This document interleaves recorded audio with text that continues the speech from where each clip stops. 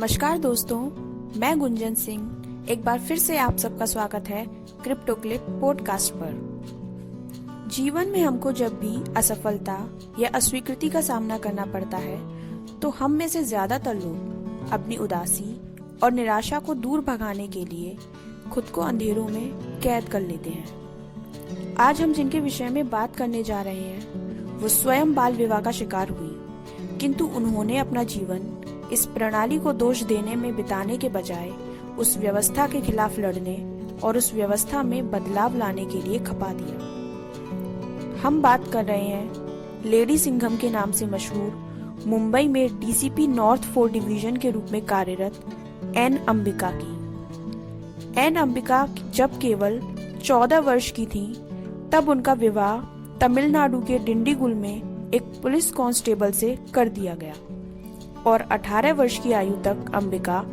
2 बेटियों की मां भी बन चुकी थी।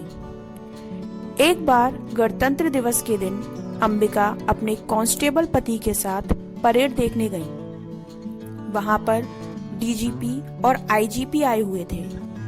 उन्हें देखकर सब लोग सैल्यूट कर रहे थे। तब अंबिका ने अपने पति से पूछा कि ये लोग कौन हैं जिन्हें सब इतना आदर सम्मान दे रहे हैं।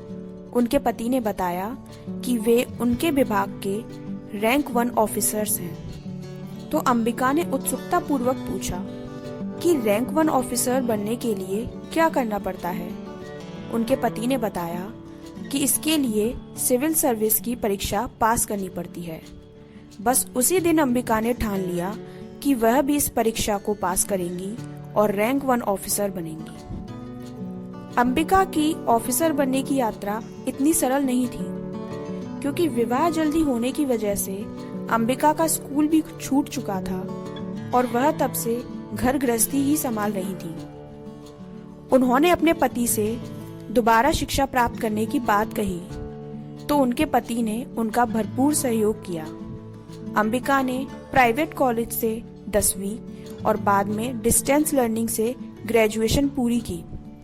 स्नातक पूर्ण होने के पश्चात अंबिका ने सिविल सर्विसेज की तैयारी हेतु कोचिंग जाने की सोची, किंतु डिंडीगुल में ऐसा कोई कोचिंग सेंटर नहीं था जो सिविल सर्विसेज की तैयारी कराता हो। ऐसे में अंबिका ने चेन्नई में रहकर सिविल सर्विसेज के एग्जाम्स की तैयारी की। उनके पति ने नौकरी के साथ साथ दोनों बेटियों की देखभाल की और समय समय पर अंबिका का हौसला भी बढ़ाते रहे। हालांकि अंबिका के लिए यह परीक्षा पास करना काफी चुनौतीपूर्ण रहा। वह 3 बार इस परीक्षा में असफल हुई तो उनके पति ने उनसे वापस आने को कहा, लेकिन अंबिका ने अंतिम बार प्रयास करने के लिए 1 वर्ष का समय अपने पति से मांगा। 2008 में अपने चौथे प्रयास में अंबिका ने आईपीएस क्लियर कर लिया। वर्तमान में वह मुंबई में डीसीपी के रूप में कार्यरत हैं। अंबिका का जीवन हम सबको सिखाता है कि हमें दूसरों पर दोषारोपण करने के बजाय उस समय का सदुपयोग कर व्यवस्था में बदलाव लाने का प्रयास करना चाहिए। अगर अंबिका भी बाल विवाह के लिए अपने माता पिता को दोषी ठहराने में व्यस्त रहती तो वह आज डीसीपी नहीं बनती। अंबिका की कहानी हमें परिस्थितियों से लड़ने की प्रेरणा देती है।